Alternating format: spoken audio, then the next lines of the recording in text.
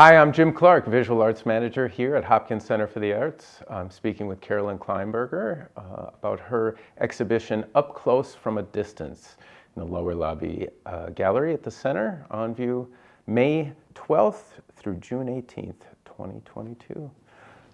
Carolyn, welcome.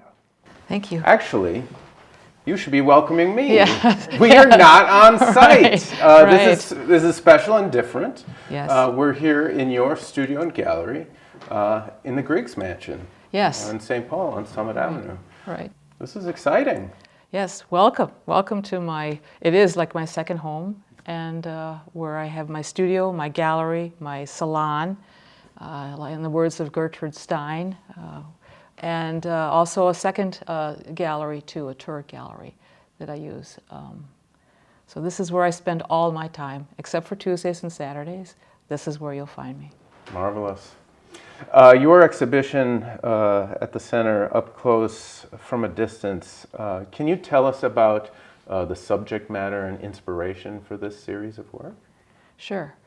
What it is large portraits like I have over here and up here. This is my son-in-law, Andrew, and these are friends of mine. I'm calling it To Know the Meaning of Life. What inspired this whole idea was because of COVID. COVID came in, as you well know, in March 2020.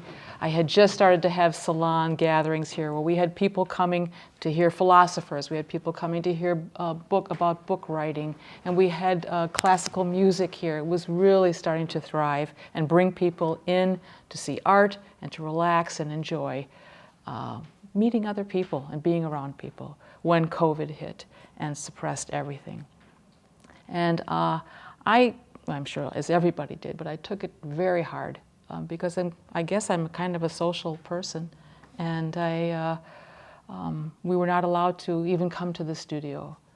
We had to stay home. We had to isolate. And I did that for 2 months, and then I went mad, and I had to get out. I asked permission of my kids. We call them CDC North, and they would only allow us to come up to the studio because my brother, who's a doctor, said that was okay. We don't see a lot of people. It was just my husband and me. And so I was able to come up and paint, thank goodness. And this came out of that because I missed seeing my family. My daughter lives in LA. My son doesn't live in my home, so I couldn't see anybody. I missed seeing my friends. I missed traveling. I couldn't do any of that. And so I brought it to me. I started to make paintings of people the way I knew they were, remembered them, and to try to show who they really are and to try to capture them in specific moments that I thought represented and reflected who they were. So this is what these are. This young woman with her little boy, I just thought it was a beautiful pose there, showing that she went through a lot and thought that her family would not accept her having this child on her own.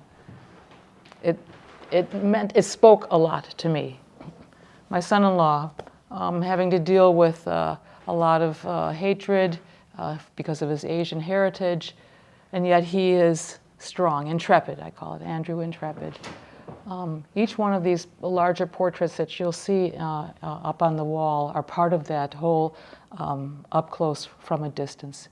I called it that because I brought the people up close to me so we could be as intimate as we would normally be. You know, I could talk to them face to face without a mask. And yet, to really take it all in, I felt you had to stand a little bit at a distance because they're large paintings. Did you find it helpful? Did it work to counter the isolation and alienation of COVID? It definitely did. It really helped me a lot. It was a way of expressing my feelings for each one of these personages, and that was helpful to me. Yes, you could go on Zoom, and yes, you could make a call, but to me, I like face-to-face, and this was as close as I could get to face-to-face with them. So it really was a relief to me and a release. We've found at the center that that period of COVID, which we're still transitioning through, Yes. some artists found that it offered a period where they were hyper productive, and others found it really difficult to create during this time. It seems, from what I've seen, that you had one of the hyper productive experiences.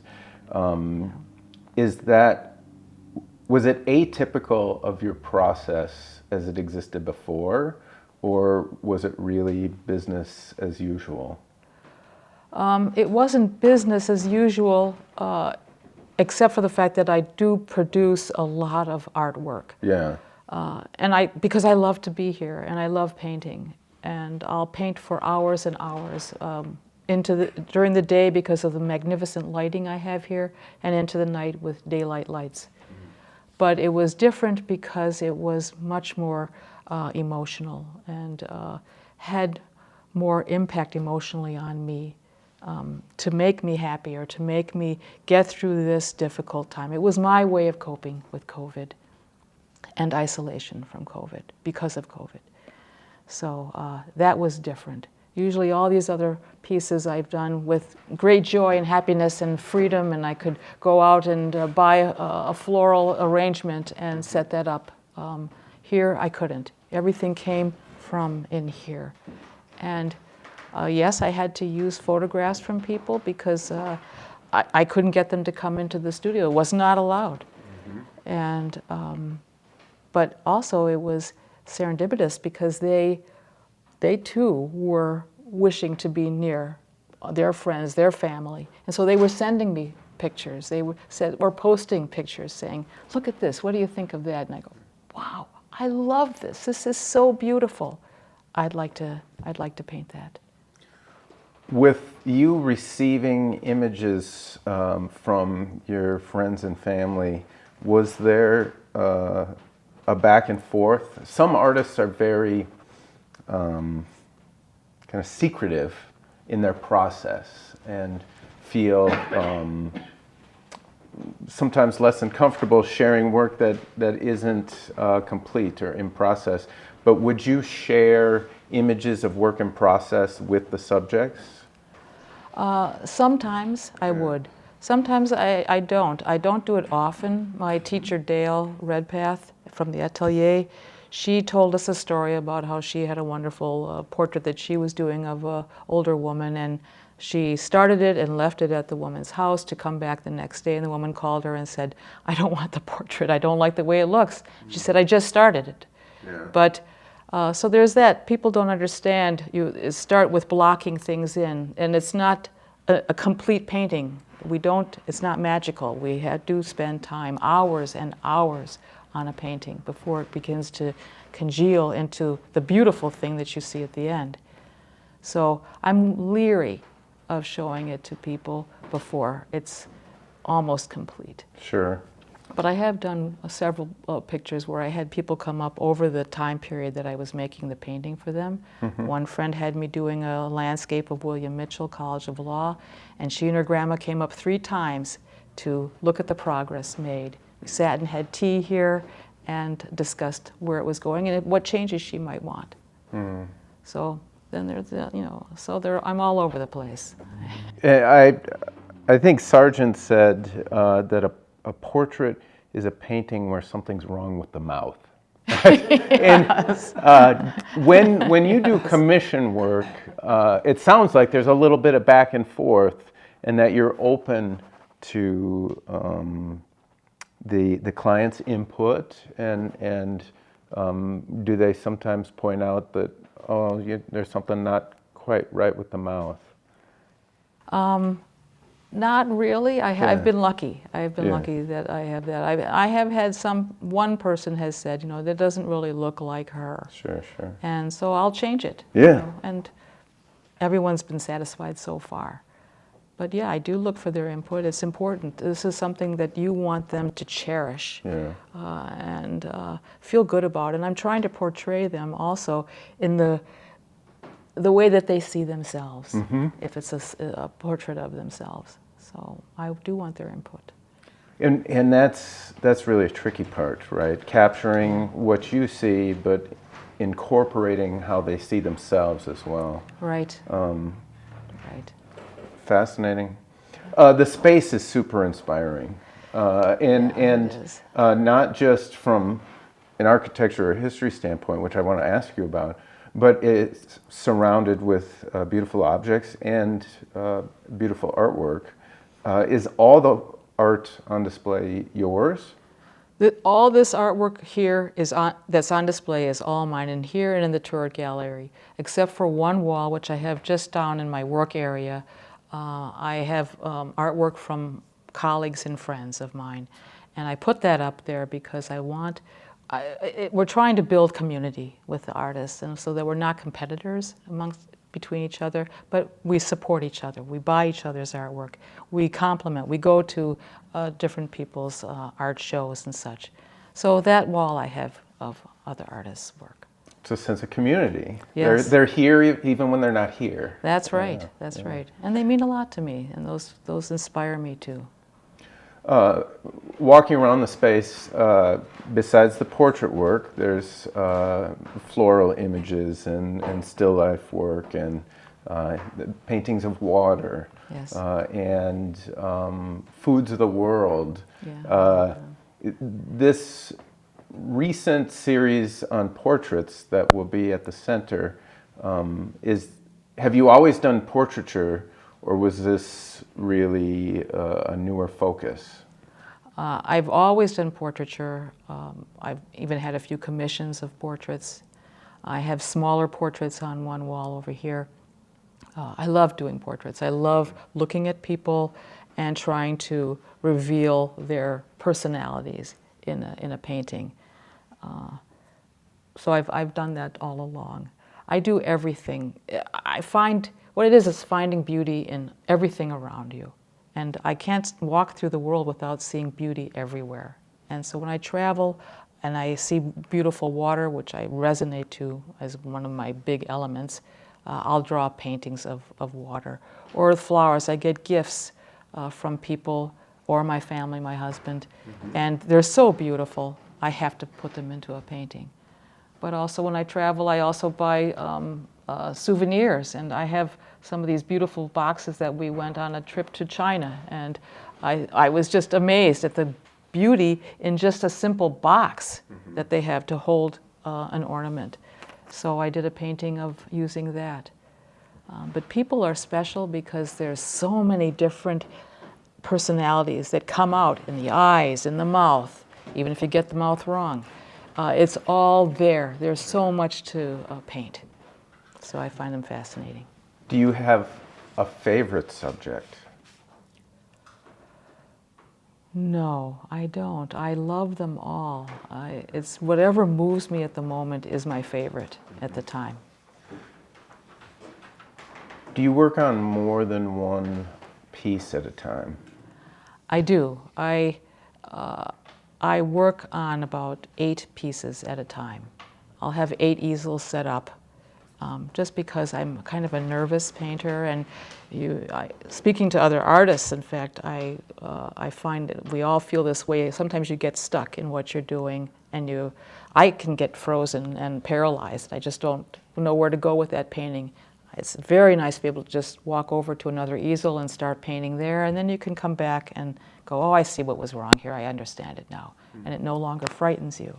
But if you stand there and you force yourself to work on that, I will get resentful or I won't paint at all. So 8 pieces is about works for me. I can go through several ones and say, this is too hard, this is too hard. Nope, this one I can do. And when you're working on 8 at a time, will they be in a similar pocket subject-wise? I mean, are they 8 portraits, or do you have a smattering of portraits and a little bit of still life and maybe some landscape? Again, it's whatever is moving me, Yeah. and usually it's all different ones. I will not do all portraits, even for this show coming up. Yeah. I did not have only portraits up. Sure. I had to have something as a break from that so that I could relax a bit. So I'll do florals, and sometimes it's also size. I'll just do a small little study, and then all the rest of the paintings are much larger, but I know I can go back to the small study and relax. Do you find that there tends to be then a conversation between all of those pieces? And for instance, as you're working on one, does some of that color make it into the piece next to it? You know, that does happen very often. So yeah, and I think that's really a nice thing about this area, is that I can do that, and they can share, not always just the paint, but sometimes something will creep in there. I'll put a subject that was in one into another, just because it's available and I got it right there, and ooh, I just think that color will look well there, or that shape. So yeah, they can.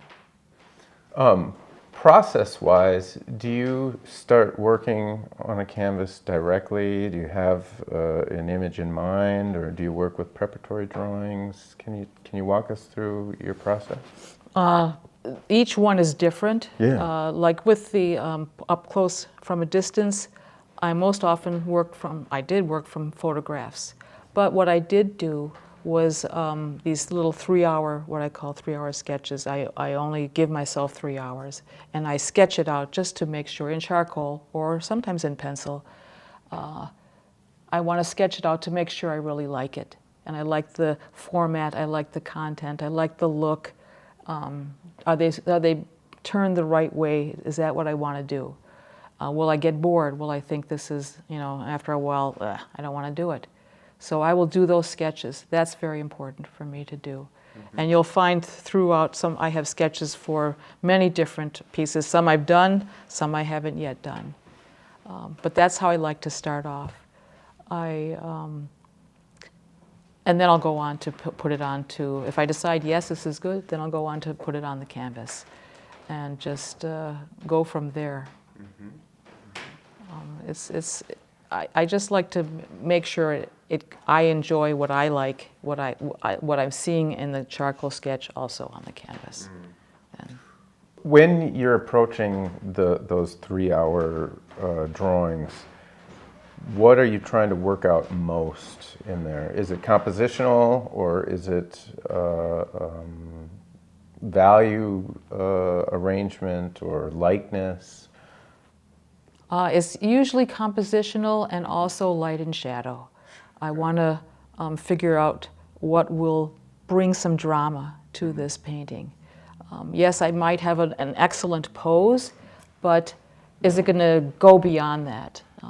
And will it be exciting? Will it draw people in? Will it grab them? Those are things that I can work out in my sketches.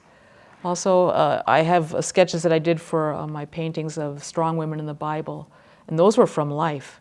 And again, those were 3-hour ones, and those were to figure out not just do I have a likeness, or do I like the content and the story that I'm telling about Ruth, or about Sarah, or about Rachel, but what about how I have them dressed? Because you don't even know if your model is going to be able to come back or not.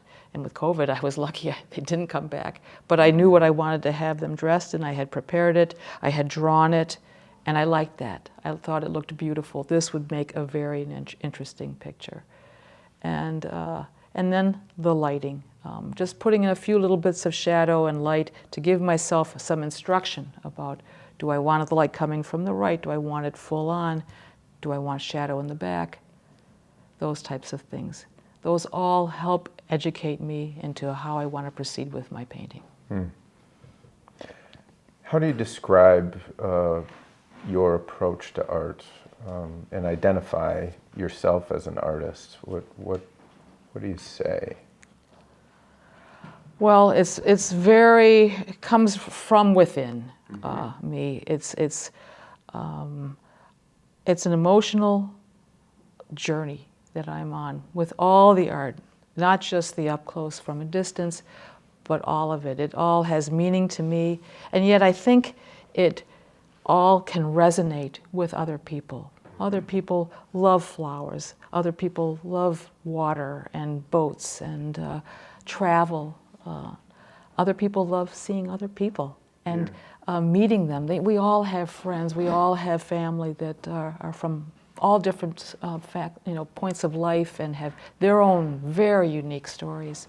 So I think it's not, people say I do very personal work. Yes, it's very personal, but it also, I believe, resonates globally and with everyone. Is there a stylistic umbrella that encapsulates your approach as a whole? I call myself an imaginative realist. When I went to the Atelier of School of Fine Arts in Minneapolis, that's what they taught, that's what we learned, was realism, drawing realistically as the old masters did, and that's what I took in. I've added imagination to it because I don't just paint what I see. Even when I have it in real life, for instance, in this painting, this still life, I put in much more light than there was there. I put much more glow because I thought it would make for a more dynamic and interesting painting for people to look at. So that's sort of how I do it. Have you always been an artist? No. I started off as, because my parents insisted on either doctors or lawyers, we 3 kids had to be that, and I became a lawyer, and I was a public defense attorney for over 21 years, 22 years. And then when my job in October 2001 dissolved, my husband suggested, why don't you do something that makes you very happy? And so I liked to doodle and play with art when I was a kid, so I thought I'll do that.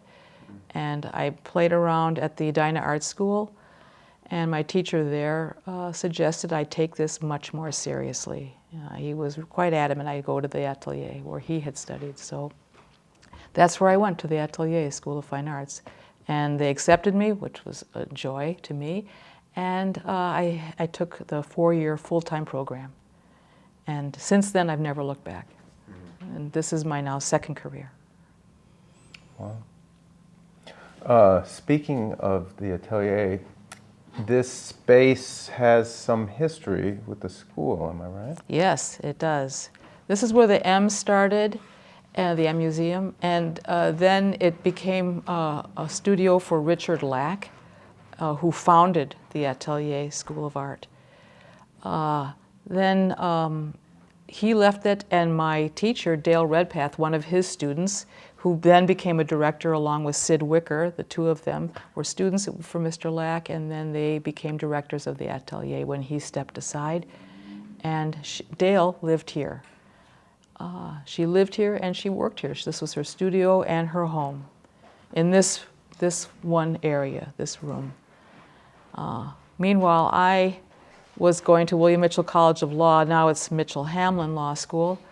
I had no car, so I would walk to my 3 jobs in downtown St. Paul, and they were law jobs, law clerk jobs. But I would walk by here every single day and look up at that window and think, there's got to be an artist living there. That has to be an artist loft.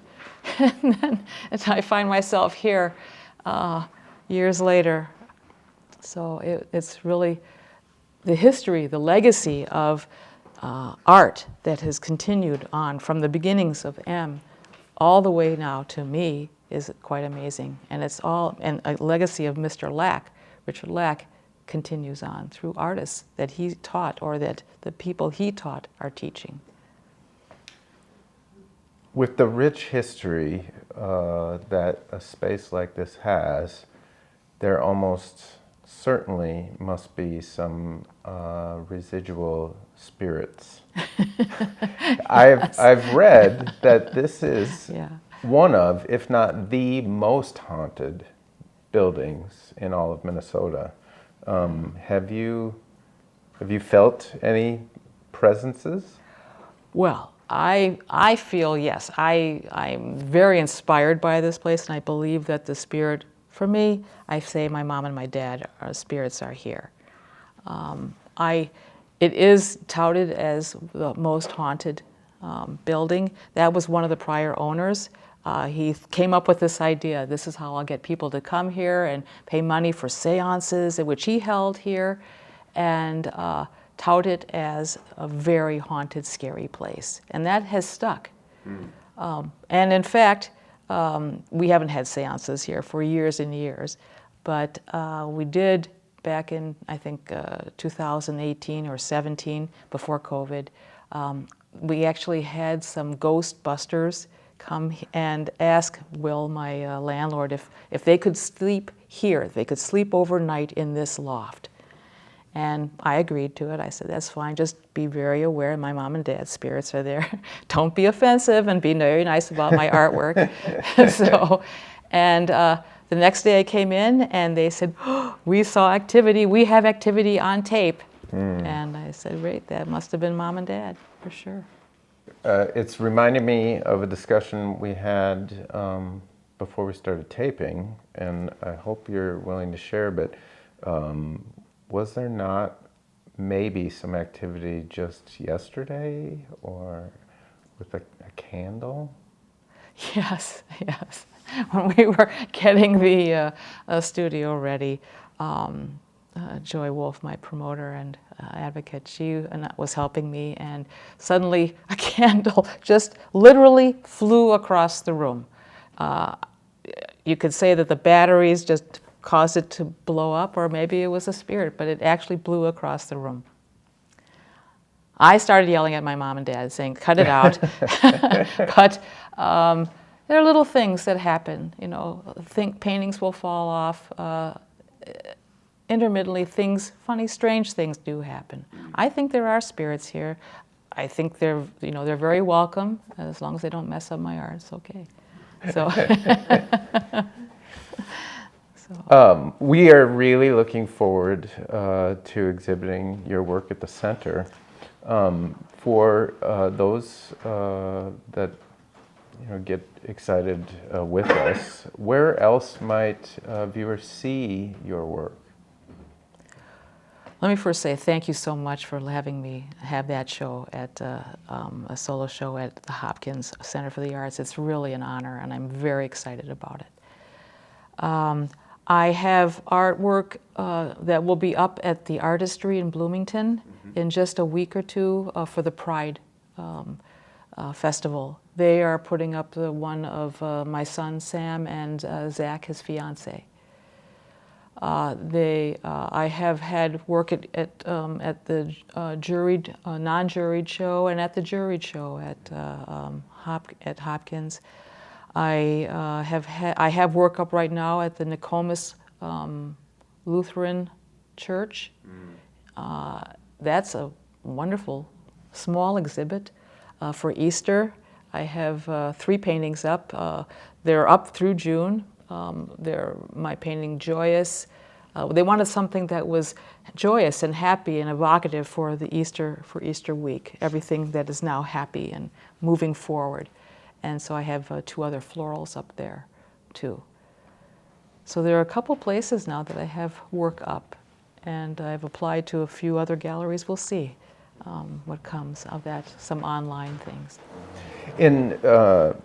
I understand that you sometimes hold events here in the salon? Yes, I do. We have had, before COVID, we started off with a great idea of having a salon like Gertrude Stein used to have, where she invited only interesting people, and people come and talk and they debate. We had, in fact, a philosopher come and lecture and people asking him questions. We had a book writer talking about F. Scott Fitzgerald, because Fitzgerald was friends with Mr. Griggs, who owned this building, and they would party down here. And so we had a guy, Dave Page, who came and talked about F. Scott Fitzgerald and how he talked about these very spaces and how they were used as ballrooms and as get-together, gathering places. We've had classical music. We had a beautiful cellist and violinist come here and play beautiful music, and people sat, relaxed. We had wine and cheese. So we had times like that. It was a place for people to come, talk, meet, in a safe, beautiful, hopefully a beautiful environment. Have we made the cut as interesting people? Yes, absolutely, absolutely. I think very interesting. Yeah. That's right. Marvelous. Yes. Carolyn, thank you so much Thank you. for first sharing your work with our community at the center, Thank you. but also inviting us into your space today. I'm very happy and honored that you came. I hope you enjoy yourselves, and I'm happy to show you around. Was there anything that any of you wanted to know? So yeah, that, we'll open it up to any questions from our audience. Want that now? Yeah. A couple of diverse things, but first of all, I'm a long way from a portraitist, so I'm kind of in awe of what you're doing. And you had mentioned the subtleties of personality, or Yes. trying to get at the real person as opposed to what we're seeing on the surface. So if you're working with a photograph, you've got the expression you want, frozen there. If you're working with a sitter, does that get a lot more complicated? That's a good question, and I would say yes, it does. It does get complicated, but you don't, even with a photograph though, you don't want to just have that one look that you see on the flat paper. First of all, it's also very flat. You have to, I know these people that I do the photographs of or the painting portraits of. I know them. I know their hearts. I know their families. I put all that, I try to put all of that in there from a photograph. When you know them, when they're sitting in front of you, I get to know them. And they may look one way one day, but maybe I'll play with that and I'll change it a little bit the next day until it's something that I feel is very expressive, who they want to look like, who they are, and something that will carry through for their children, for other people to see and get an idea of who they are. To follow up, when you have a sitter, do you find it, are you comfortable directing them to pull something out of them? We'll call it leading the witness. Yes, yes, exactly. Are you comfortable leading the witness when you have a sitter? I'm very comfortable leading the witness, absolutely. But yeah, I've had situations where you have to instruct the people. Usually I've had very professional models come, and they have sat for me. Some of my favorite sitters were professional models out of the atelier. And they sat for me even after I graduated from the school. So it was really great. There you tell them what you want them to do, and they do it. And they sit for 3 hours. Man, they're fantastic. If you don't have a professional, well, then you have to work with them. And my daughter's like the worst because she can't sit still. And so... Don't worry, she won't see this. Yeah, right. But she is beautiful. Yeah. That's why I love. She's my favorite, one of my two favorite artists, models. But she's very fidgety. So negative space, I mean, the number of your pieces are just void of objects. And I saw some pieces over here, there's a person there somewhere. You know, it's just, so what's behind those decisions? Oh, that's also a very good question. Negative space is very important in my mind. I think the eye needs a place to rest. Even in a very beautiful and full painting, you need to have a place that your eye can just sort of calm down a little bit. Otherwise, you have no idea where you should look next. And it gets to a point where you'll walk away. The viewer will walk away and not be willing to take the time to look at the painting fully and in depth. So I find negative space is very important for that reason. Also in my studies and my travel, negative space is an important thing in Asia, in China, and Japan. It's part of the beauty of a floral arrangement is the negative space that you leave. What you don't put there speaks to people. It's important. And I think that's also an important element in paintings. It's part of the painting. You want it there it brings out, it's not just a backdrop, but it also helps carry the painting and bring out the colors even more. And are there times that you won't utilize negative space? Is that fair to say? There's a few that maybe that element of composition has been sublimated or subverted maybe a bit more. Is that a conscious choice or an intuitive choice? I think both. Okay. Both. I mean, this floral has very little negative space in it. It does have some, there's the black background, but otherwise, I thought I wanted to feel like you were right there in the grasses, and if you just gathered up the flowers, you could actually smell them. And this I took from a bouquet of flowers. It was a gift from my daughter. And I bought a plant of grass, just grass, long grasses, so that I could see how grass would look around flowers. And so I built that essentially out of live flowers and grasses with no negative space. I didn't think it was an important part there. I thought that all the flowers and the colors and the grass together were important to make a feeling of luxuriousness. And you couldn't help but think you could smell it almost. It's almost claustrophilic, right? I mean, right? I mean, it's an intense, overwhelming closeness. Yes, Yeah. yes. So I have a question. Your work is beautiful, and I find your palette very dramatic. Do you feel like you have, is there a signature color for you? Is there something that always seems to find a way into your works? Also a very good question, thank you. Yes, I do have I have what I think is a bold palette. I like bright, bold colors. My favorite color is red, so you're going to see a lot of red or sometimes a little orange, but if I can put it into a painting, I will. I love red, and it speaks to me. I don't know exactly why, but it's romance and emotion and beauty all wrapped into one. So I like that. But I also love the blues of water, and that resonates very much with me too.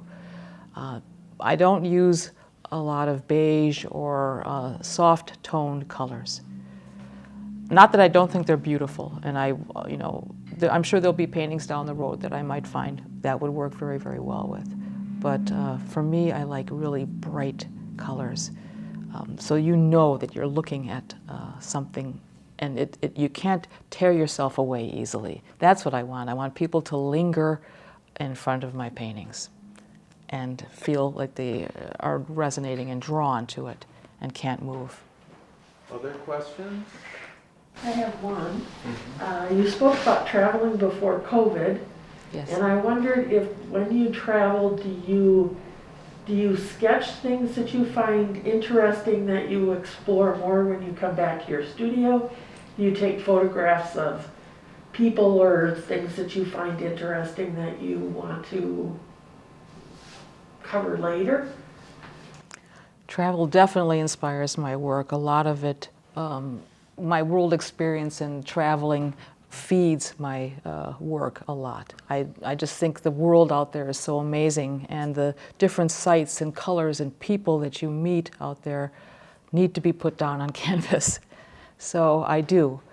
I do take sketch work, I take sketch materials, I have charcoals and pencils and my paper that I take around with me wherever I go when I'm traveling.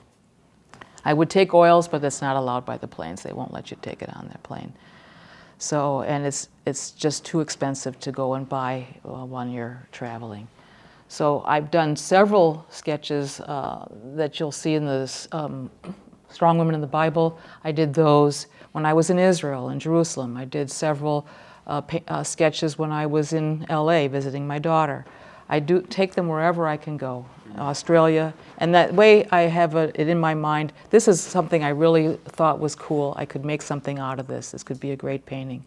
I then use photographs to enhance it. Oh yes, now I can see what I was thinking about, and I can actually draw something quite definite from that. And then I use my imagination, the imaginative realist in me, to decide, well, you know, the lighting there wasn't the greatest. It's not great for a painting, but if I make it during nighttime, wow, that's going to be fantastic. So all those things work together. Any other questions? Yes? I'm a representative of the Optimist Club. And the Optimist Club, our credo is friend of, excuse me, friend of you. And at the state fair, we chose your piece, Dancing with My Baby, I think. Dancing with Your Baby. Yep, that was the title.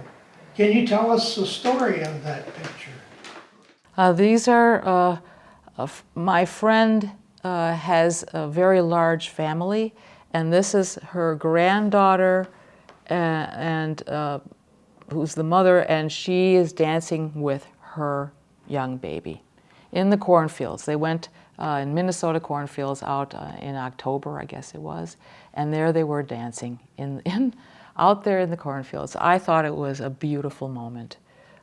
This young woman went through a very tragic time, losing her mother when she was 16 in the tragic accident. And I was very involved with the family at that time.